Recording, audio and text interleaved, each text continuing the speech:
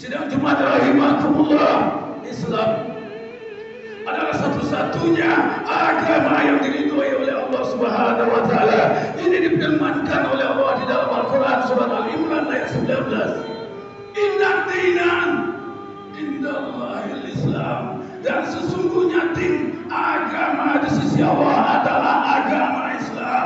Tidak akan pernah ada agama yang lain. Dan memang apapun problematika manusia di muka bumi ini, apapun perkara-perkara yang menimpa umat, bahkan perkara alam semesta, semua ada di dalam kitab Al-Quran Karim, termasuk perkara doa kepada Allah Subhanahu wa taala. Maka di khutbah pada Jumat yang mulia ini hadirin sekalian adalah syarat terkabulnya doa. Wassalamualaikum warahmatullahi. Doa adalah senjata kaum muslim, perlindungan bagi mereka yang lemah. Dan doa adalah obat yang paling mujarab, obat yang paling manjur bagi mereka yang dalam kesusahan. Hadirin sekalian, sejatinya Allah Subhanahu wa taala pasti akan mengabulkan doa hambanya bila disuruh-suruh berdoa kepada Allah Subhanahu wa taala. Ini difirmankan oleh Allah di dalam Al-Qur'an surat Al-Ghafir ayat 60. Wa qala rabbukum ud'uni astajib lakum, dan Tuhanmu berfirman, berdoalah kepadaku, niscaya akan aku kabulkan permintaan kamu, kata Allah. Tapi Allah Subhanahu wa taala, Allah membenci mereka yang tidak mau meminta kepadanya. Dalam hadis tertentu Rasulullah bersabda, man lam yad'ulillah yaqdar alaihi, siapa yang jarang meminta kepada Allah Subhanahu wa taala, maka Allah benci kepada orang ini. Hadirin sekalian, dalam hadis qudsi Allah Ta'ala berfirman yang artinya, wahai anak Adam, jika sesungguhnya engkau selama hidup terus-menerus berdoa kepadaku dan berharap kepadaku, aku pasti ampuni dosa-dosamu. Aku tidak peduli sebanyak apapun dosamu di muka bumi ini, kata Allah. Doa merupakan simbol kebodohan manusia. Doa merupakan simbol kefakiran seorang hamba terhadap Allah. Maka yang ingin meminta kepada Allah, dan orang yang berdoa, ia mengakui bahwa ia tidak punya apa-apa. Makanya ia meminta kepada Allah yang Maha Kaya, yang mengakui dia tidak apa-apa di muka bumi ini. Hadirin sekalian, karena kekayaan Allah tidak akan bisa dihitung oleh apapun di muka bumi ini.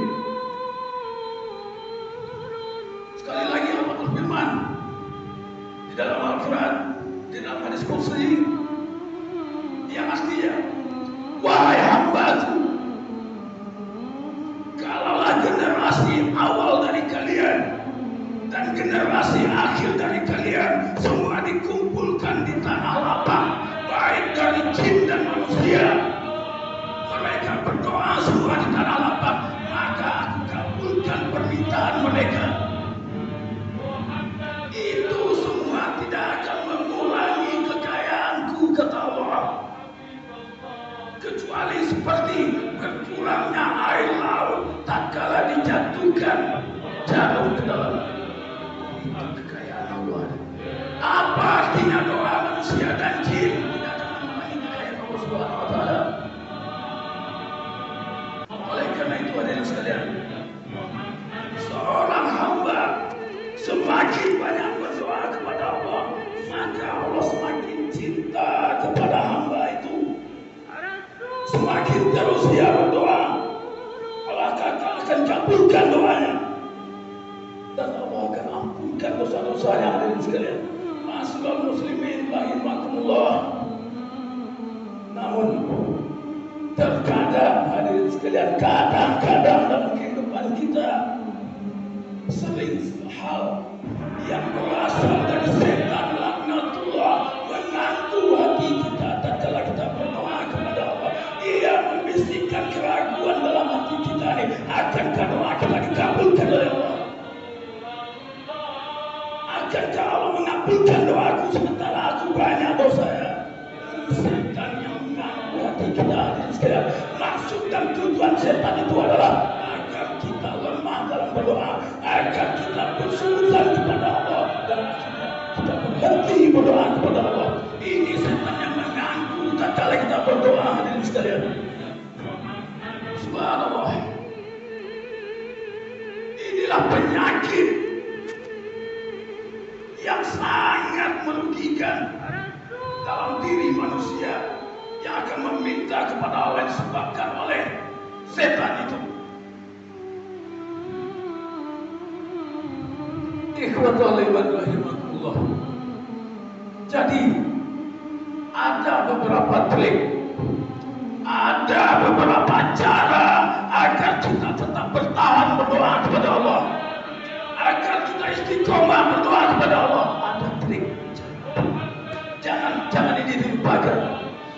Yang pertama hadirin sekalian, tanamkan di dalam hati kita bahwa kita harus yakin dan tabah dalam berdoa ini sampai kapanpun dalam kehidupan kita ini. Tidak peduli kapan doa kita dikabulkan oleh Allah, kapan doa kita akan dijawab, itu urusan Allah. Tanamkan dalam hati kita, kita terus berdoa sampai ingat Allah akan kabulkan doa kita, karena Allah tahu, Allah Maha Bijaksana, Allah Maha Pengasih lagi Maha Penyayang. Kita berdoa. Yang kedua, jangan tergesa-gesa dalam meminta kepada Allah, jangan ditargetkan dalam meminta kepada Allah bahwa doa kita harus dikabulkan dalam bulan depan atau dalam tahun ini doa kita harus berhasil. Jangan hadirin sekalian.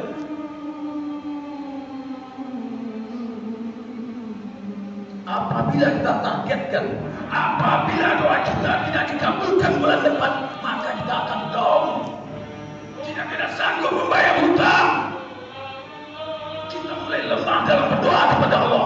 Jangan tergesa-gesa dalam minta kepada Allah. Kembali kepada Allah. Allah itu Maha tahu siapa yang akan diberi hadirin sekalian. Jangan tergesa-gesa. Allah tahu akan dikabulkan oleh Allah. Itu yang kedua. Yang ketiga, ada hadirin sekalian, ada sebuah karya dari Imam Ahmad dalam musnadnya bahwa Nabi Sallallahu Alaihi Wasallam bersabda, sesungguhnya Allah pasti akan menjawab doa seseorang hamba. Namun dijawabnya doa seseorang hamba ini tergantung dari tiga perkara hadirin sekalian. Tiga perkara cara Allah menjawab doa kita. Yang pertama, Allah memberikan apa yang kita minta di dunia ini saat itu. Yang kedua, Allah simpan doa ini di surga. Yang ketiga, Allah selamatkan kita dari mara bahaya. Ini menurut ada tiga hal Allah menjawab doa kita.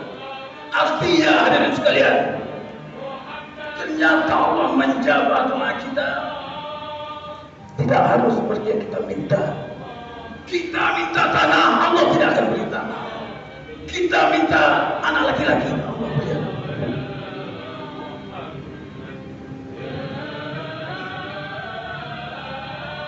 Nah hadirin sekalian, kita minta rezeki yang lapang, Allah sempitkan rezeki kita. Kenapa? Apabila rezeki kita dilapangkan oleh Allah, maka kita akan lupa diri hadirin. Kita akan lupa pada Allah Subhanahu wa Ta'ala. Maka Allah simpan doa kita ini di surga. Apabila doa kita tidak dikabulkan, kita terus berdoa. Ingat hadirin, Allah simpan permintaan kita ini di surga. Artinya insya Allah kita masuk surga. dalam sebuah asar yang disebutkan bahwa Allah berfirman kepada malaikat, wahai malaikatku, sempitkan rezeki sebulan, sebab apabila aku lapangkan rezeki sebulan tersebut, maka dulu aku teruskan dia ke dalam neraka jahanam. Sehingga si hamba ini terus menerus berdoa dalam keadaan miskin, hadirin sekalian. Tujuannya agar manusia ini terus meminta kepada Allah, mendekatkan diri pada Allah sampai akhir hayatnya yang berada dalam keadaan miskin. Akan tetapi surga Allah menanti oleh yang berdoa terus menerus. Ketika kita berdoa, hadirin sekalian, ya Allah, berikan keberkahan padaku, berikan keberkahan pada tokoku, lancarkan bisnisku. Allah menjawab doa ini dengan cara yang lain. Allah selamatkan doa kita dari mara bahaya. Contohnya hadirin, tatkala ada cobaan di muka bumi ini, kebakaran terjadi, kebakaran yang luas melanda toko-toko, orang yang berdoa tersebut selamatkan kebakaran. Ini cara Allah menjawab doa kita yang terus menerus tabah dalam berdoa. Tatkala toko semua yang hangus, toko hamba ini selamat dari kerugian itu. Ini cara Allah. Tatkala ada bencana alam yang menimpa bumi, semua runtuh, alhamdulillah, toko mereka yang berdoa kepada Allah tidak runtuh sama sekali. Apa artinya ini?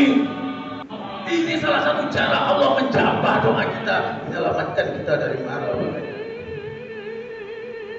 Namun hadirin makan Allah Subhanahu wa taala, seringkali manusia, seringkali kita